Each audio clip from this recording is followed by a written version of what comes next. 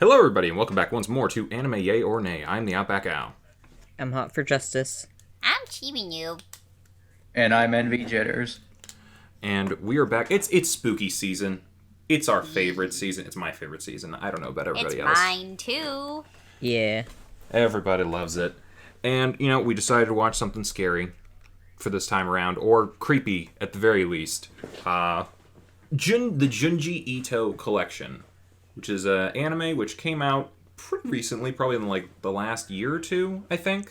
2018. 2018? Yeah, that sounds about right. And it's all from the manga artist Junji Ito, who made Uzumaki and a number of other horror manga. And now they made it into anime. So, we watched the first 3 episodes. What did everybody think? We got 6 stories out of this. Yeah. If you would have asked me after the first episode, I would have said a nay. If you would have said after the second episode, I would have been a meh. And if you would have said after the third episode, I would have been a yay. So I'm in complete agreement. Yeah. Yeah, they get better. Yin was unfortunately not able to join us, but Yin is a big fan of Junji Ito. Hopefully we can have them on next week and they can give us their thoughts on these 3 episodes as well as the next 3. But yeah, we were both kind of in agreement that I don't think they should have started with the Suichi convenient curse. I have one big problem with the series, but we'll get to that later. But yeah, the first story of the first episode, that was just bad. That was one of the most annoying characters we have to follow as the protagonist I've ever seen. He really was. Yeah. And I would have been fine with that if I just felt like he got more of a comeuppance at the end, which he didn't. It's like he just let's talk a little bit plot. The first story is about a guy named Suichi who's just a creep, and he likes putting curses on people who he feels have wronged him in some way or annoy him in some way. He's very petty and kind of a shit, and I'm just waiting for the entire episode. He keeps doing bad things to people. I'm waiting for that comeuppance where maybe the old man in the forest kills him or something. And it just didn't happen, unfortunately. The worst he got happened to him is one of his pranks goes wrong. He doesn't really get hurt or anything. He's just kind of oh, I embarrassed myself. And now my frog, which I dug out of the ground, is dead. I don't really know the point of the story. I don't know if there's a moral. I don't know if anything. Yeah, it's pretty weak, and I kind of wish they hadn't started the series with it. Yeah. Mm-hmm. It annoyed the shit out of me. Anyone else's thoughts on that one? Yeah, I was just no. What is this? Yeah, I'm in agreement. I was kind of when I watched it, I was this isn't really that creepy. This guy's just annoying and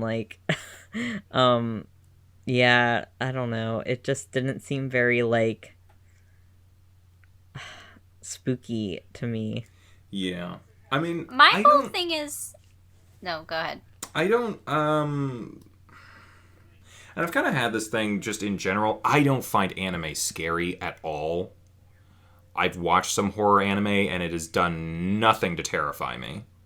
And I don't know if it's just a medium thing, I can't really get scared of cartoons too easily, or something like that. I've read some Junji Ito, not as much as other people, but I've read some of it, and I do find the stories creepy and the art especially creepy. And I do think to some degree something is lost in the animation. That the stark black and white manga style that Junji Ito has, for the most part the art style is a good adaptation of his work. It just doesn't impact you as much as it does on the page, which is unfortunate because I feel that's a lot of where the power of his stuff comes from. He has a lot of interesting concepts, especially I like one of those stories in the second one for some of the interesting concepts he comes up with. Mm-hmm. But more than anything, the art and the line work that he does for the manga, just it gets you. That's the thing that really sticks with you afterwards a lot of times, and it's a little lost in the animation in this show, unfortunately. Yeah. What were you gonna say, Chippy?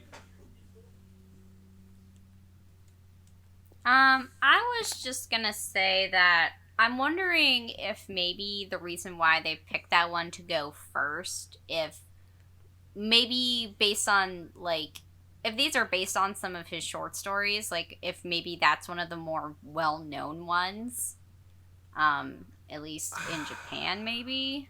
That's possible. I can't speak for Japan. I hadn't heard of that one before.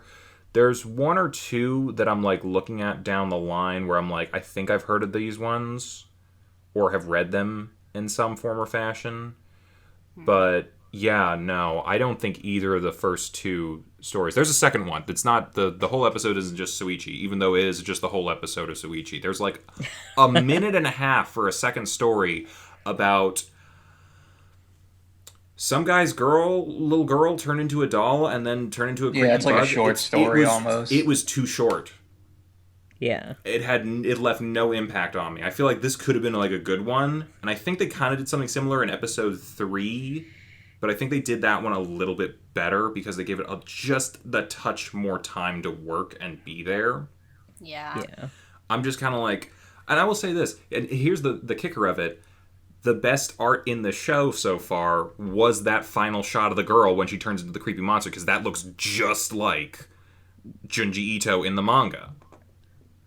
Yeah. And I realize, yeah, that's one of your like big shots. You don't want to like if they were really animating this like the manga, it would have blown their entire budget in like only a few episodes. I don't think they would have finished a full core series with it. It might have been improved had they like made it black and white though. Like maybe reduce some of the budget on the coloring stuff, and then you could have done some more line work and seen more detail and gotten a little creepy with it. I'm spitballing here, but yeah, the second story, Helldoll Funeral, kind of sucks. I didn't have enough time to invest anything in that story, and then it was over. Maybe they just wanted to have a doll theme Yeah, I mean, for an episode. There's 2 creepy shots in it, but that's... Oh, maybe that is why they did it. There were Yeah, dolls in the Suichi Because thing, the one weren't there? Suichi was all like sort of, I guess in Western terms we would think of them more as like voodoo dolls. Yeah. And then we have the more ceramic china doll in the second part of the episode. So I think they were kind of pairing it off with things that like kind of were a bit more coherent to each other. Because the next 2 episodes, like their 2 stories per episode, like don't really bleed into each other all that much. Yeah, not really. I feel like this episode could have been improved with, 1, shortening the amount of time that I had to see Suichi. Yeah. And maybe adding to the doll story. I don't know if there was more in the manga for that doll story, but I just feel like, maybe had we seen the girl before she's already a doll and made some level of a connection. I mean, you can do a story in an anime where it's like you meet a character one episode and by the time they're dead at the end of that episode, it fucks you up. I mean, Full Metal Alchemist did it. And essentially it's kind of the same. It's a little girl who turns into a creature of some kind. You have to give it time to sit with people and actually impact them, and it didn't do it. Yeah. The only thing I can think of is maybe the original short story that he wrote was that they were really that short. There was really nothing to it. I have to imagine so, because again, I watched these with Yin, and they were saying that they seem pretty accurate adaptations from the ones that they had read. Maybe he just wanted to write a story that was just a girl that just turns into a doll. Or I don't think they read Suichi. Well, so Suichi might be a short story if it's a short story at all, and then maybe that second one might even just be like a little vignette sort of thing, like, hey, this is a thing, this is what I got for it. So I mean, like, it seems like one of those things where like he had an idea for something, but I don't know that he just took it far enough to leave an impact with it. And it just feels very tail end kind of thing, the way it's just kind of tacked on to the end of the episode. Which is unfortunate, because again, I think it's a better concept than Suichi. Yeah. But, yeah. Yeah. Not a great first step for your show, but like Envy said, the show does improve from there so far. Because the second episode is two basically equal length short stories, called The Fashion Model and The Long Dream. Yep. And the first one's about like a film student or a amateur filmmaker, something along those lines. And he sees like a weird looking woman in a magazine. He's like, how is this person like in a magazine, this model or whatever? And him and his buddies are starting up another film project. So they're like, okay, we need actresses and stuff. And so they get like 3 people to apply an audition. And as a former student filmmaker, yeah, no, you're lucky to get 3. But yeah, one of them's a cute girl, and one of them happens to be the terrifying looking model that the dude saw, and they're like, well, now we have to cast her. I mean, that's way too interesting. I'm like, you're asking to get killed, aren't you? Yep. And yeah, so they meet the first girl, and she's cute and very underage for how creepy the director's looking at her. And and then the other girl shows up, and she is like 8 feet tall, gaunt, and just terrifying looking. Again, not as terrifying as she looked in the manga, but I think that's just a fault of the I just don't know that it translates perfectly. It might just be the use of the color palette. They could have gone with something a bit different, especially because they made her all pastel. I said the exact same thing to Yin. Why are they using pastel and like these soft colors? Like Junji Ito is very harsh, like stark black and white line work kind of stuff. It's like it's striking, and it's not as striking as it should be. But yeah, so I don't know what the story is in their film. It feels Blair Witchy, which I guess works for who you cast, because they drive up to the mountain and find out this lady has like 2 or 3 rows of razor sharp teeth. Yeah. On the car ride, and they're just like, yeah, this is cool, whatever. It's a little creepy, but whatever. Then she starts chasing people around the woods and eventually eats them all. Yep. It's a pretty simple story. Better than Sweet, in my opinion, but, you know. Yeah, she, like, gets jealous that, I guess the main character guy has, like, a scene with the cute, like, younger model.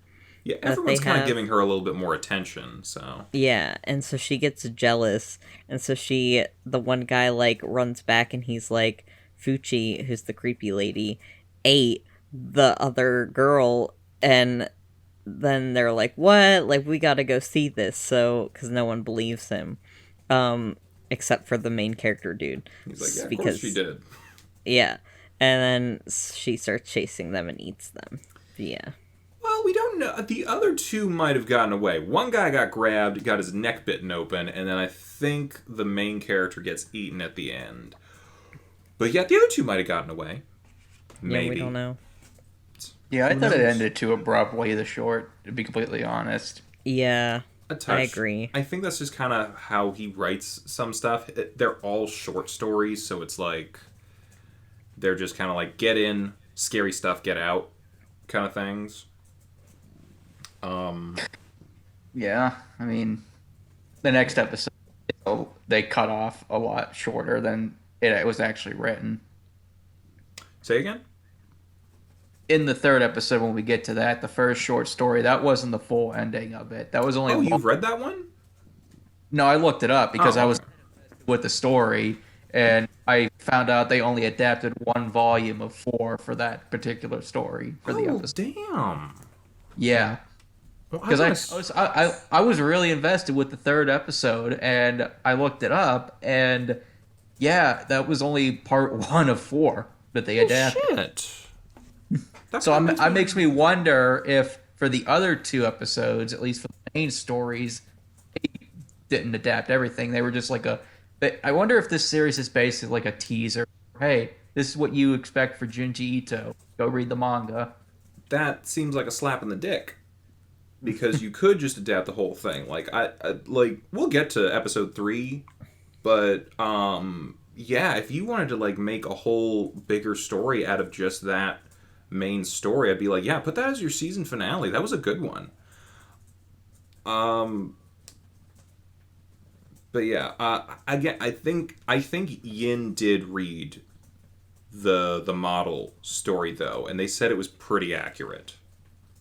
As far as like they didn't really cut too much out, I don't think. Okay. You know, and I think they told me they had the same kind of reaction to it, reading it and watching it. It was kind of like I was kind of thinking to myself like, oh, is this going to be like one of those don't judge a book by its cover kind of things, where it's like this creepy lady shows up, this guy gets overly paranoid, and then it turns out he's the monster. But nope, she's the monster. Judge books by their covers because they're probably full of teeth. Yeah, so I don't know if there was supposed to be a moral or something there. It was just kind of like, hey, scary lady. She is scary, so Yeah. I feel like maybe you guys might know more about the series than I do, but Attack on Titan, I have to wonder if some of the Titans were inspired by some of Junji Ito's monsters and character designs a little bit. I mean, it's possible. Yeah, I might look into that later, but just a thought, because there's like a lot of line work on them as well, the Titans and stuff. Yeah. Yeah. Anything else to say about the Blair Witch that everyone could see without a shaky cam? No. Okay. Moving on then to the, what was it, the Long Dream? The Longest Dream? What's it? It's long dreaming stuff. Long Dreams. Long Dream, yeah. It's a story about, it starts out about a girl who is apparently dying of a disease and dying very soon, and she really doesn't want to. I mean, who does? And she's like kind of haunted in the hospital by what she thinks is the Grim Reaper, but is actually another patient who is having some sort of like mental issue with his dreaming. His dreams feel longer than they really are. Like he'll be asleep for 8 hours and he's like, it feels like I've dreamt for like 3 weeks, or I've been dreaming for a month or whatever. And it like just keeps getting longer and longer. They're like putting him under observation and stuff. And every time he goes to sleep, he feels like he's been asleep for longer. Like he's starting to like stay asleep for years on end. And he'd be like, that's fine if they were nice dreams, but I've been having nightmares, man. They're awful. And I'm like, I'm starting to wonder, like, at a certain point, I'm going to start waking up, and I'm not going to think that's reality anymore. And I think this is one of his more conceptual stories, and I like the concept. It is interesting. Yeah, I like this one a lot. Yeah. This and the one from the 3rd episode are probably my favorites so far. Yeah, mine too. And yeah, they don't really figure out what to do about it, because it's starting to affect his body in a way. Like his body's either deforming or aging or whatever. At one point, you have to watch the episode. If you haven't already, go watch it, because the guy starts transforming as he dreams longer and longer. And the doctor described it at one point was like, he feels like he's watching the evolution of man into the future or something. Because the guy was basically like, at a certain point, he's just going to dream endlessly, and it'll never end. Which, spooky, especially if it's a bad dream. But yeah, eventually the guy endgames, or what the hell was it? Thanos snapped. Yeah. He got snapped at the end, where like he looks like this alien creature by the end. He falls asleep and he just turns to dust. Yeah. Yep.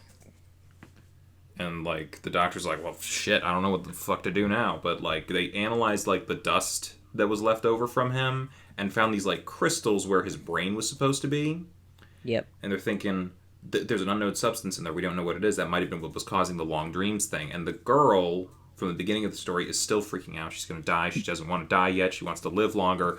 So, in probably the least ethical decision that doctor has ever made in his entire life, he decides to inject her with the little crystal things that he found, and now she's having long dreams. He's like, hey, maybe it'll be nice. She can live much longer than she actually will, or at least perceive it in that way or something. I'm like, I get where you're coming from, but you just lost your medical license. Yeah. Yeah. What the fuck, dude? Someone's dying, so you're like, well, we might as well infect him with another disease. That's nasty. But yeah, really cool concept for a story, especially I again, it's like one of those things like when you have a good concept, I just want to see more of it. I want to see more of like what was in this guy's dreams, what was he dreaming about, what was it like whenever he was coming back into reality? Because he's like there at a certain point, yeah, he's like, dude, I forgot everything. I've been in a dream for a decade. I don't remember who I am even. And it's like it's scary. It's kind of Twilight Zone-y a little bit. Oh yeah, and the reason why he was like, I guess, like stalking the other patient, like the lady with the who's afraid of dying, was because he like in his dreams like met her at the hospital and like they got married or something. I was gonna say, like, didn't he think that she was his wife? Yeah, he lived probably like 10 lifetimes in the month that he was there. That's just that's nuts. It's fascinating. I think there was actually like another show. I don't think it lasted very long. But it was a show about this dude who his family was in a car accident, and I forget which one it was. It was either his son or his wife died. But every time he went to sleep, he didn't dream. He woke up and instead of having slept, he's just living in a reality where the opposite happened, where his son survived, where his wife survived.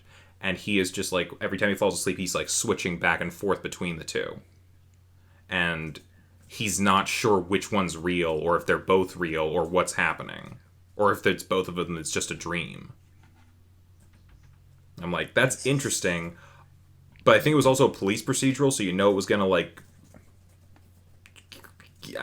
Yeah, I don't think those mix. But, yeah. I think it was, who was the actor in it? Jason Isaacs, I think. The guy who played Lucius Malfoy. I think he was in it. Am I remembering that right? I gotta look that up. I don't know. But yeah.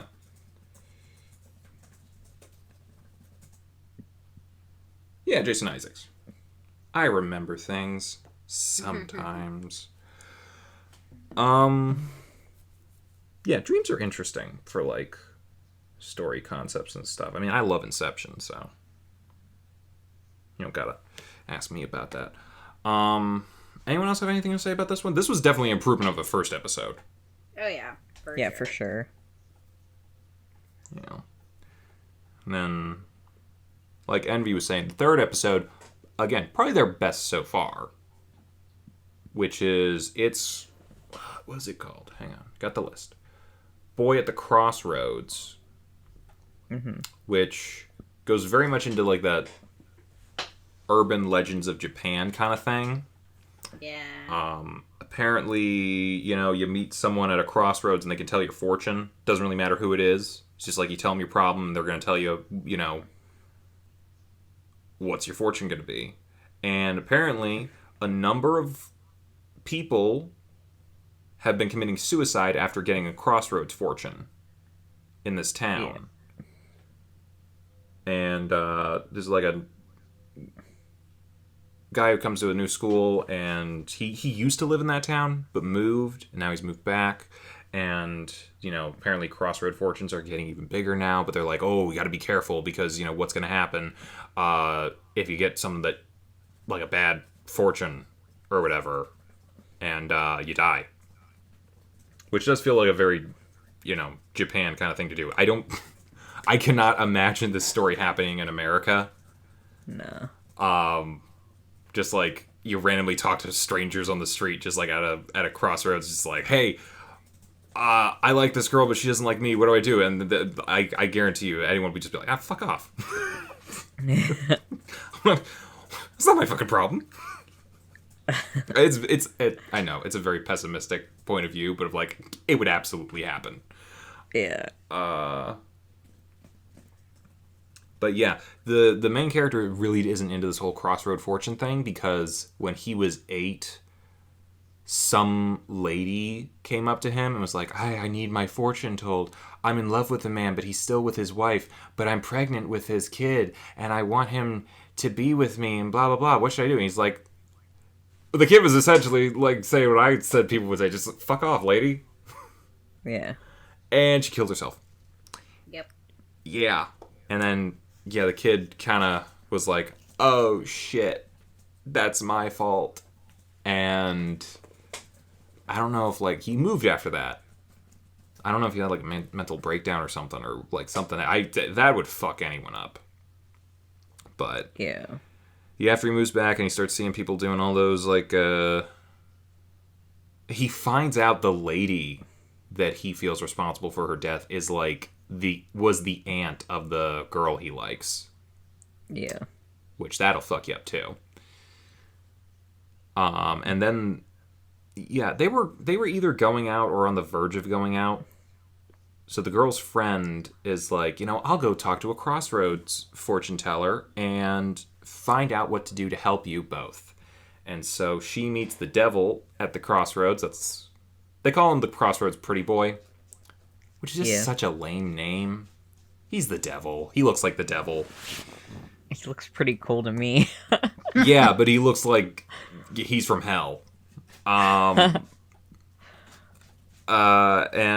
yeah, she's like, what do I do to help their love? And he's like, you should be worried about your own love, and just kind of walks off. Then she goes obsessive, stalker, crazy person over the guy because she was in love with him since the first day that they met, and she, like, just, it wrecks her. Yeah.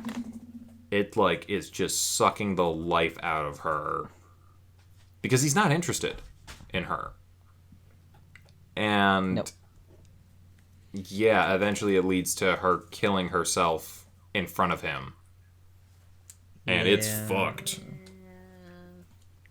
And then he decides, oh god, this Crossroads demon person is making all these people feel so horrible about themselves that they're killing themselves. I gotta go tell Crossroads Fortunes and just try to be a positive influence to everybody and be like, yeah, everything you want is gonna come true and it's gonna be happy and wonderful and everything. And so he goes around doing that to the point of exhaustion. He doesn't look nearly as bad as the girl did, but he's like looking very haggard after a few weeks of doing that, like just constantly walking around talking to people about that stuff. Because he's looking for the guy who basically got this girl to kill herself.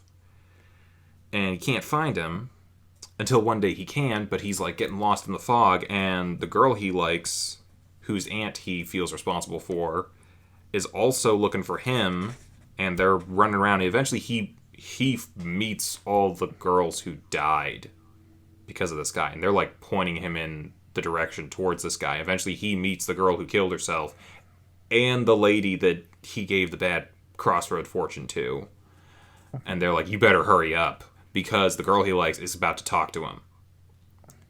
But he gets there in time, the fog disappears, the man disappears, everything disappears, and it's just like, well, the legend lives on, I guess. It's good.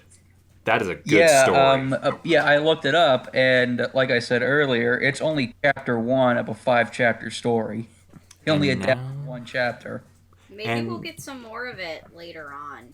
I'm looking at the episode list. Unless it goes under a different name, I don't think so.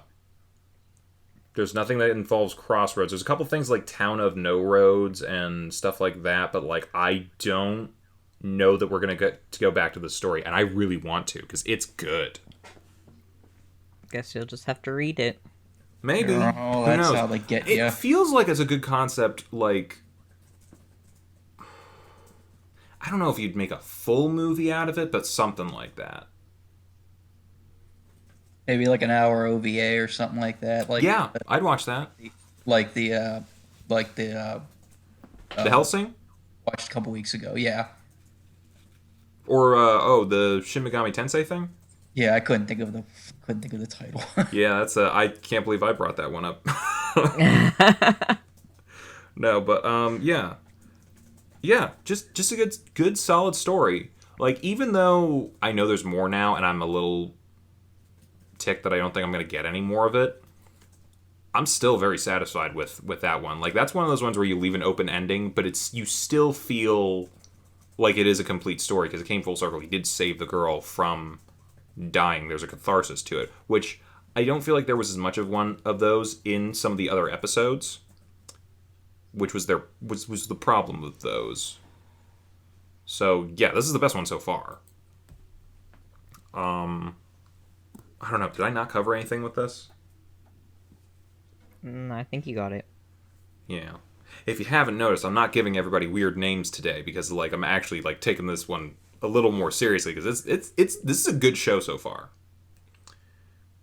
With episode 3, it's a good show so far. If we just watched the first 2 episodes, I might be like, it's okay. Oh right, there's also the snail thing. They kind of had Yeah, another tacked that on. had probably the creepiest video. That was probably the creepiest visual to me out of all 6 shorts. This is the one where I'm like, you could have done this with the Helldoll Funeral thing. Like, this is basically the doll thing, but we get to see her before she starts becoming creepy. At least enough to be, like, sympathetic towards what's going on. It's about a girl who, like, she was, like, really happy for, like, having a good time. We're told that. We don't see it. So, that you have a bit of a show don't tell problem. But we get the basic concept. She was very happy, and then suddenly she, like, stopped talking, and she was, like, very glum and slowed down and sluggish. And eventually she grows a slug. It just comes out of her mouth. Mm-hmm. Yeah. And she's like, help me, I don't know what to do. Well, but with a giant slug in your mouth.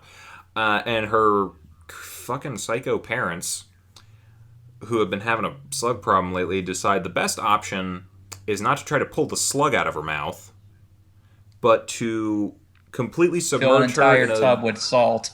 Yeah. That's a jump. We skipped a couple things here, I think, Yeah. to get to that point. But yeah, they dunk her in the salt tub, and then they're like, hey, you still in there? It's like, oh no, maybe she's drowning. I don't know. They try to pull her out. Her body Head is pops gone. And yeah, just a head left. The rest of her Yep. body dried up. The head is the slug shell now. Yep. Yep. And now there's just a giant slug in the backyard full of slugs with a human head for a shell that occasionally looks at people with sad eyes. It's creepy as fuck. I think it works as a Yeah. conceptual level. And again, as far as like the whole super short story goes, this is one that works because I feel like we have a good starting point that leads to an ending point. The doll thing did not have that. It was just, oh, this creepy doll used to be my daughter, and now she's turning into a centipede. Why do I care? Versus this girl was like totally normal, having a good time, and then suddenly a snail starts coming out of her mouth, and then they freak out, try to do something about it, and it gets worse, and then eventually her head becomes a shell for something. Creepy. Very creepy, and it's effective. Yeah. It was pretty creepy. Yeah, I'm like, what the fuck? Yeah. So, I honestly think episode 3 they should have led with. Yeah. Because, like, I don't know. I feel like that would just... I'd be worried that, like, people might have slept on this one because the first episode might have turned them off because it's not that good. But, like, episode 3, very solid. Yeah. And I'm looking forward to watching more of these as a result of that. Like, had episode 3 not been as good, I would have been like, this is just okay. And I don't really care whether we continue. But if they continue this trend of getting better as they keep going, I'm looking forward to a lot of this. We shall And see. I guess the good thing about it being an anthology is that you don't have to say, the whole season's gonna be messed up. There could be some bad stories, some good stories, but it's a different story each episode, so you Yeah. don't have to worry. Yeah, that definitely helps too, because I mean, I feel like we've watched a number of series that have been like started good and then they just petered out. And it's like we're either already invested in it to the point where we're just gonna watch it suck or something, or we're gonna drop it or whatever. Like, this is like you get new stories every time, and you're right. Sometimes they're not gonna be great. Sometimes they're gonna be Suichi and the doll. But other times, who knows? Maybe you're gonna get a Long Dream thing, or the Devil in the Crossroads thing, or even the Snail Thing for a short one. They like, at the very least, it makes me feel like half, if not more, of these stories will be good. So I'm looking forward to it. Yeah. Anyone else got any final thoughts on these three, or any other things going forward? I've like looked at one or two manga from Junji Ito. Does anyone else like have any other experience with him? To be completely honest, I never really heard of him until we started this. Oh, okay. I mean, Wow. aside from hearing about him from like, what was it? That one movie that we watched. Not too much else. I don't know. What was that one movie we watched? Or Was this in like Anime Club or something we watched? I think this was an anime club. I'm not 100%. Or we may have discussed watching it and then we didn't. I don't know. Uzumaki? I I so. think they did a live action movie of that at one point. They did. Yeah. So that's the only one I was familiar with before this. Yeah. I mean, yeah, I don't know if I have much else to say. This like started kind of and turned pretty good. So this is a yay for me for now. Yeah, It's a me too. tentative yay, because I know there's probably going to be some not so great ones, but if we get some heights like these other ones, I'm going to be like, yeah, definitely worth watching. Yeah. I agree with that. Yeah, I'm the same. Cool. Yeah. Well, I guess that's it. I mean, we're watching more Junji Ito next week. Yeah. Yeah. That's, yeah, for once we don't have to announce like something new to watch for next week. Wow, that's like the Just- first time we've done that in a bit. Yeah, no. Yeah. So, episodes 4 through 6, whole bunch of stuff. I'm going to look. I don't know if we want to try to predict what these are going to be about, because I doubt we're going to be able to, but we got Shiver, Marionette Mansion, Ongoing Tale of Oshikiri Collection, Cloth Teacher, Window Next Door, and Gentle Goodbye. So, So- Marionette Mansion kind of seems self-explanatory. It's going to be dealing with Shiver, Probably. I almost feel like the I'm doll going to should have been there. guarantee is going to be someone's like trapped up in the mountains, or someone's going to be locked in a freezer. Okay. What was the next one? Okay, which one were you saying about? No, what's the next episode? The next episode, Shiver and Marionette Mansion. No, after that. Ongoing So we're Tale guessing- of Oshikiro Collection, Cloth Teacher? Okay. Cloth teacher sounds like a mannequin teacher. You know, like a stuffed dummy. Maybe. And then there's Um, Window Next Door and Gentle Goodbye. Window Next Door sounds to me like it's gonna be like a psychological stalker thriller. Oh, Yeah. are you saying he's gonna do Rear Window? Yeah. I don't know if you could do Rear Window as a short. We'll see. I don't know, maybe you could. I don't. Or maybe just the concept of that one. And Was what? then... What? I'm sorry. Go for it. the next one after Rear Window. Oh. Gentle Gentle Goodbye. Goodbye. Excuse me.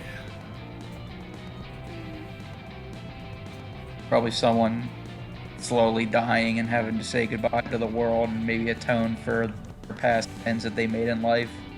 And it's all going to That's on them at once. that sounds... I don't know if that's creepy enough, almost. I'm Yeah. not saying you're wrong, but where's this extra creepiness gonna come from? Maybe it's I'm not gonna say it's like it's not like a Christmas story, but like he's haunted by I don't know. Maybe I'm just spitballing. Okay.